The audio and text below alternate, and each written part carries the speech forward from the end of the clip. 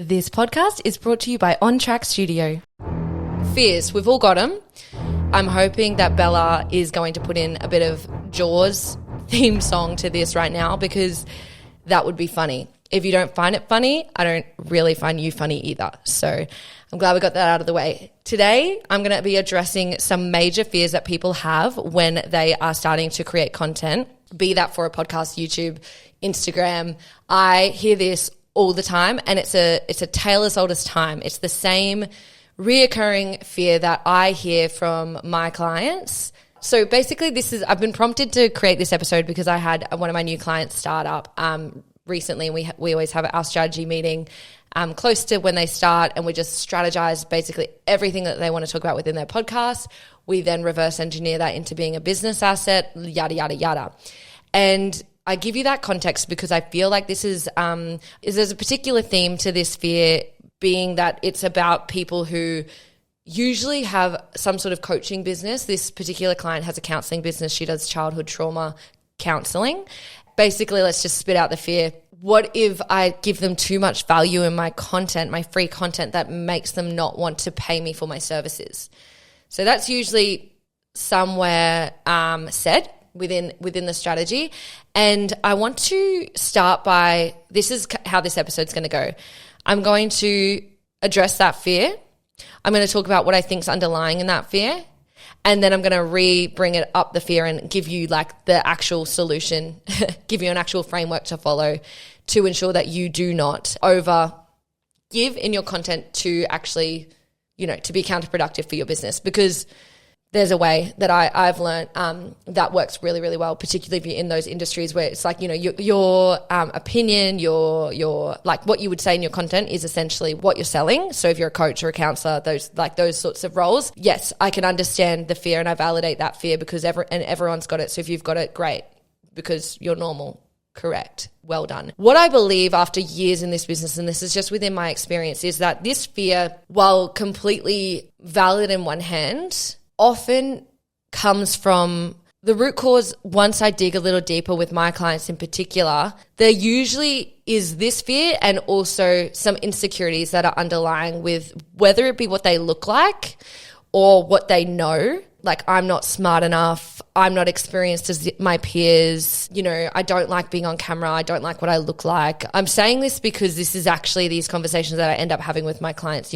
Obviously at On Track, we're the ones who obviously get the content recorded here, but we produce and we edit it. We send it to review. If I had $1 for every time within the feedback of the edit, a client would pull themselves down about their appearance or about sounding dumb or not presenting, using their actual words, and maybe they say like or in some way, pulling themselves down in that feedback, I'd be a very rich lady. I'd shut up shop and see you later. I don't get $1 for that, and I don't want $1 for that. I would rather that not be in my experience and in their experience, but it's the reality. So I just want to flag that everyone has this insecurity, even the people you don't suspect. Like, I've got a lot of, this might be something typical for, say, a young female. She wants to be pretty, we all have this like idea of like what that kind of person is, and like you might expect that insecurity there. But I'll tell you right now, I've got like middle-aged men, I've got young guys who have come in to re-record because the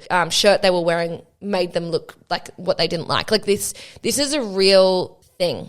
Appearance-based insecurities are debilitating, and it's a huge part, in my opinion, of the reason why people shy away from the likes of, video content or podcasting or YouTubing and things like that. Like, it's like, this is going to, catapult your business in so many ways forward, yet you don't because of these insecurities. And I'm no freaking hero here. Like, oh my Lord, if you saw the videos that I recorded and just didn't put live because I just didn't like what I looked like that day, or I felt like the way I said it could have been better, and this perfectionism trap that I've been in, I'm no different. But that's exactly why I want to say it, because I feel like I've got this beautiful context of I get to talk to all my clients and see the through line and the theme, and like, oh, we're all struggling with this. But for people like yourself who might not have access to like a whole lot of people doing the same thing, you might think, oh, this is a me thing. I'm the one feeling insecure. I'm so insecure. I'm not smart enough. I'm, ugly. I'm all these things. And it's just it's unfair, and I want to flag that. And oftentimes when we have fears around logistical, tangible things like, oh, well, I don't want to start a podcast or start a YouTube channel because it's going to mean like people won't even want to invest in me. That can be like an easy way out of actually facing the insecurity underlying that. So want to flag that at the start, because at the end of this episode, you'll have the framework to move forward and give exactly the perfect like Goldilocks version of information, wisdom within your content to be able to ensure they still pay you. So if you're still feeling like a block that comes up after you have this solution, then it could be these insecurities, and it could be an opportunity for you to look into that and do work around that, because holy golly gosh, if I had to like what I sound and looked like every time I went live on my content, we would be at ground zero. There would be absolutely nothing live, because there's always something. You're always going to criticize yourself. Ways that I have gotten through this, I've done all the things. I've just posted it anyway and been like, oh, I don't care what I look like, and then realized the world didn't end even though I didn't look my best. That was a great experiment. It's not so much sustainable though, because you sort of resent that content. I feel like if I don't like what I look like, then, you know, you're just going to be like, oh, I don't like that piece of content or whatever, and have that relationship with it. So you could try that. And if that works for you, then you're ahead of the game and better creator than I. But what I find that works quite well is the lighting. The vainest advice ever. But I feel like lighting really changes the way, you know, a video or your face and, you know, aesthetic can look. And I don't just mean like the cool like backlights I've got going on in this video. I mean, like if you hire a studio and you have professional lighting and like professional cameras, it's often going to be a much better result than just going, you know, on your iPhone in shit lighting and like, you know, a blurry screen. That really helps me. For the vain advice, I definitely do that. And then though, the most important advice I would give, and definitely where I have paid my most attention to, is actually going to the root cause of those insecurities. And like, you know, I don't think it's any secret, or I think I've mentioned on this platform before that I see I don't know what to call her. This is why I always like fumble. Let's call her a counselor. She basically takes what's presenting in your life right now. So say you're going through a breakup and you're heartbroken, or you're having insecurities with the camera, or feel like you can't go on stage in an upcoming, you know, opportunity that you've got because you've got anxiety. So anxiety is the symptom, and usually there's a root cause beneath that. And what my counselor, let's call her, does is she takes that information and she asks the body, you know, let's go woo-woo. I am pretty woo-woo. She asks the body, what's the root cause of that? And goes through her strategies to diffuse it at its root cause and then charge ahead with that. And that has been the most beneficial thing for me. But I definitely think that ignoring the insecurities is not going to work, and lying to yourself saying that it's another thing when it's actually just an insecurity is not going to get you very far, because you're not going to be taking the action. So now that I've got my therapist advice out of the way, we can move forward to how to actually address this big issue that everyone faces, which is how the hell can I give value and not take away from my own services? And here's some fundamental truths I'm gonna lay on you to set the scene for this. Number one, people, when they invest in you, they are not just investing in information. Especially in this day and age, we are so information heavy. You can literally, at the freaking click of your fingers, tap, tap, tap, and get like whatever it is. You can get a gut health protocol. You can get a fitness structure and routine. You can find out what your macros will be for that. You can get a marketing strategy. Literally every single service under the sun can be essentially done without you if it was just about information. Hopefully you're aware, and I'm sure you are, because you're in business and you've obviously got some clients under your belt. You give so much more than information in those sessions that you have. And that's just the truth. It's accountability. For me, a key thing that I talk about in my book is I play with the terms information versus wisdom. Wisdom, I believe, is what we give in our containers, in our programs, in our services, in everything, and in our content. But wisdom is something that's felt and more than it's told. And this is really what people pay for when they come to you. Like it's your wisdom, it's having access to your wisdom. But when they pay you, they get their personalized approach from that wisdom. So, you know, when I'm speaking right now, I can give, and I do, and I give every ounce of wisdom that I have within my soul and body to the people who are tuning in.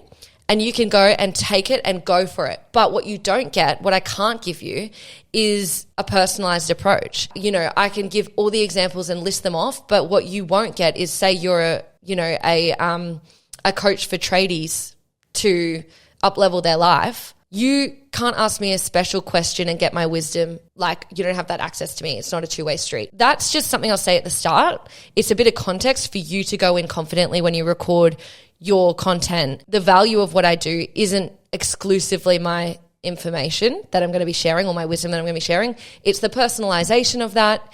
It is the accountability you might hold for your clients.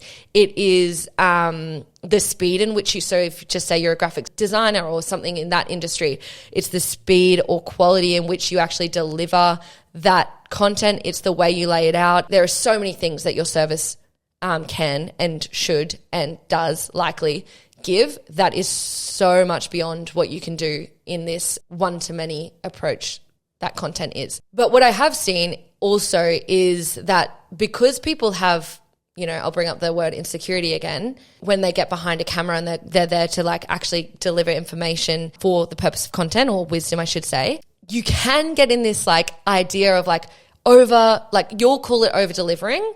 But what you're actually doing is like you're actually just like ruining the content for your audience because they're not in a position where they are ready to actually go all in. They're not going to be able to, because it's not personalized, walk with you from the start all the way to their ultimate transformation.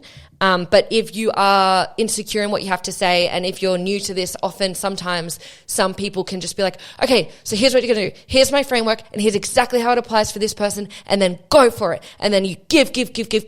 And that can be where I can see that people, you know, the founder or the creator might argue, oh, I just over-deliver in my content. I give too much away. I would argue that you are doing a disservice to your audience because they are not in a position. They are passively enjoying and observing and absorbing the content that you are giving in a passive way. They're not ready for the 1-2 step to through all the way to the end. And it can be really overwhelming for the audience, and they're not going to get as much value as if you just, you know, simplify the basics and give them what they need in that moment and then walk them through the next step in another piece of content. There will be, obviously, when you do content really well, like Alex Hormozy is a really good example of someone who does, you know, quote unquote, over deliver. But you've got to remember that his ideal client is a massive business with heaps of, you know, cash, and like for his acquisition.com or whatever he's doing, I'll talk about that because that's the one I know the most. I'm not tuning into him as much anymore. But, you know, his idea was to acquire new companies and help them scale and whatever. His content was perfect for the beginners. And it was like he grew his brand for beginner businesses and mid-range businesses. But for the people who he actually wanted to help, turning over millions of dollars of revenue, could not get what they needed from his content alone because he was not giving it away. So it's important for you to know who you're talking to and what they're able to absorb, what your goals are for the business. But for the average person listening to me right now, I would say you're probably wanting leads and sales from your content. And you probably have an idea of who your ideal client is because you've probably had some clients in the past and you're like, yep, that's the kind of person I want to attract again. So I'm going to talk to you, and this is how I advise my clients in your position to navigate this whole, where's the line? Where do I know that I'm giving value but not overdoing it? And it's a little something called the what, why, how. In your content, the best case scenario is for people to completely understand the what you're talking about, right? You can spend many minutes, maybe an hour, on the what and the why alone of your content. So, you know, I talk all the time about long form content, podcasting, YouTube, and the why behind that, because it's easy to grow your brand, it's easy to share your philosophy, it's easy to influence your audience into purchasing with you. That's just what and why. When have I ever sat here and actually walked you through the setup, the social media strategy, all the moving parts within the service? Not because I'm gatekeeping that information, but because you're not going to set up a podcast right now. It's not going to be of benefit for you to have a generic approach to that for your business. You can also just quietly get a generic approach by looking it up on Google and or YouTube and or any AI tool. You can understand the technical setup. What you can't get is my frameworks, my specific wisdom, my specific approaches of the tried and tested ways in which that we do it within On Track on those platforms. So it's, actually beneficial and, do as I say, not as I do, because I don't really come on my podcast or YouTube channel actually really gunning for leads personally, because that's not my focus right now. It's actually not. If it was, and what I say to my clients that it is, it's like the goal is to get leads, is to speak into your how is like what they pay for. And I would give it a title, and I talk a lot about this. So like, depending on your level in business, you would probably have a protocol, a system, a framework that you take all your clients through. And if you do, giving that a name. So let's say the Big Brand Energy Framework, say that that's what I take everyone through. And actually, I think I have had that framework back in my heyday when I was doing a lot of coaching. Anyway, so I did have this framework that I would take people through. It's like, this is how you do what I say. If your goal is to get leads, my recommendation is to bring up your framework as much as possible within your content, as much as it makes sense, and talk into let's talk into the what and why, what that can look like. Could be like, the what could look like, transformation, like what you actually help people do. That can come in a million different ways. You can be like, client case studies or client interviews or Q&As, like so many different ways, or like speaking, like just an education podcast episode, or like there are so many different ways that you can like speak into the what and explain it to your audience and storytell and be like, when you first discovered that this was the thing, all of these different stimulus of like how you can talk into that. Same thing for why, like why it is that you do what you do, why it worked, what was unique about that client's situation that made all the difference for that. Like, how you can storytell all of this stuff. By using the Big Brand Energy Framework, we were able to identify who their client avatar was, so their ideal avatar, be able to recognize what sort of pain and aspirational identity that client had, and then use the framework to actually take what we know about the client and turn that into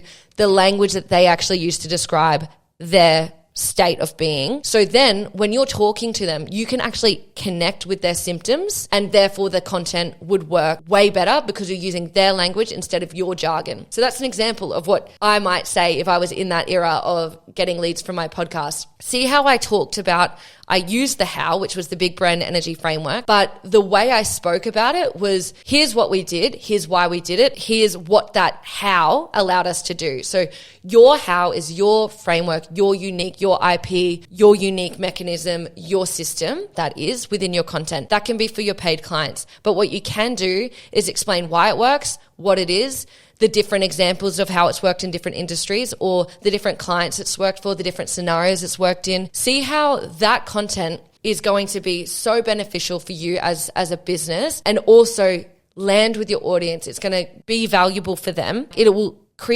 open those loops of curiosity for your ideal client who is listening to these things, being like, I need to know what this Big Brand Energy Framework is. It's exactly the missing piece in my current reality that's going to take me to the next level. So you're planting those seeds. So recap, a key fear that people face in content creation is, I don't want to share too much because people won't want to buy from me. A reality that might be true is that that's just an excuse because you're quite insecure about the way you look, how you sound, all these things that are so real. And that needs to be addressed first and foremost. Exposure therapy, real therapy, good lighting, whatever you need to make that insecurity subside enough for you to actually take action anyway. It's probably not going to disappear, just saying, as someone who is in this world and behind everything, but you want it to subside enough that it's not debilitating and it's not getting in your way. But then when it is the reality, when the fear is the truth and the insecurity isn't actually debilitating enough to stop you, and you're actually at this point, okay, well, I don't know what to share. You use the what, why, how framing with your content. What and why, up for grabs. How, label it, mention it all the time. Use it as a tool to actually tell your points, but don't feel the need to explain it. And in fact, most coaching businesses that I work with, you couldn't anyway. Like, it's a very intuitive thing, like for coaches and for creatives as well. Like, even if you've got a framework, you personalize it in your paid containers with people. Share as much as you want on the what and why and how and what it looked like for this client and what it looked like for that client. Just don't even bore your audience with the actual stepping through that framework, because A, it's not going to land, and B, that's where you start to potentially take away from that investing into your wisdom to get the outcome. Thanks for watching, everyone. I hope that was valuable. Let me know how that landed, and yeah, go create some content. Get out there.